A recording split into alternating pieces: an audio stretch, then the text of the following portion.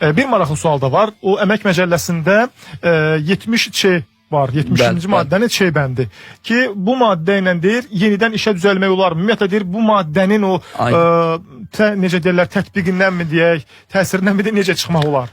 Vətəndaşlara çox gözəl sualdır bu. Vətəndaşlara tövsiyəm ondan ibarətdir ki, əgər sizə 70C damğası qanunsuz və əsassız olaraq vurulubsa, mütləq həmin maddənin silinməsi üçün məhkəməyə müraciət edin. Çünki o sistemdə, yəni e-sosialda, ümumiyyətlə əmək müqaviləsi bildirişlərin demək daxil edildiyi bu sistemdə, Sosial Müdafiə Nazirliyinin sistemində bu hər zaman 70C maddəsi görsənir və işə götürənlər həmin maddə ilə belə də işçi gələndə şübhəli yanaşırlar ona və adətən həmin şəxsləri işə götürmürlər ki, bu hansısa iş yerində vaxtilə belə deyək də, Rusca deyək də, statya ilə işdən çıxarılıb, maddə ilə işdən çıxarılıb. Elə deyirəm ki, vətəndaşlar bu dildə başa düşsünlər. Yəni əslində biz öz dilimizdən istifadə eləməliyik, amma vətəndaşların bu daha anlaşılan olsun deyə vətəndaşlara belə sadə dildə başa salıram. Mütləq o maddənin yəni əmrin verildiyi gündən bir ay ərzində siz məhkəməyə müraciət eləməlisiniz.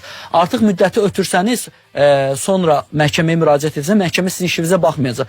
Bir ay ərzində əgər qanunsuz şəkildə sizə 70C dırnaq arası deyirəm, damğası vurulubsa, mütləq müraciət edin ki, bu gələcək iş yerlərində problem olmaz. Amma mən görmüşəm ki, humanist işə götürənlər olub, həqiqətən də o maddə ilə belə işə götürən, yəni işçiləri işə götürən, belə də etimad göstərən işə götürənlər olub ki, onlara da ayrıca təşəkkür düşür ki, yəni belə deyək də vətəndaşın qolun qanadını sındırmır və müəyyən dərəcədə fikirləşir ki, bir səhv də edibdir və yəni və yaxud da bəlkə də qarşı tərəfdə olub səhv, çünki işə götürənlə işçi münasibətində həmişə işə götürən daha belə deyək, üstün mövqedə olduğu üçün onun əlində olur bəzən. Yəni bəzən haqsız yerə 70C damğası vurulur.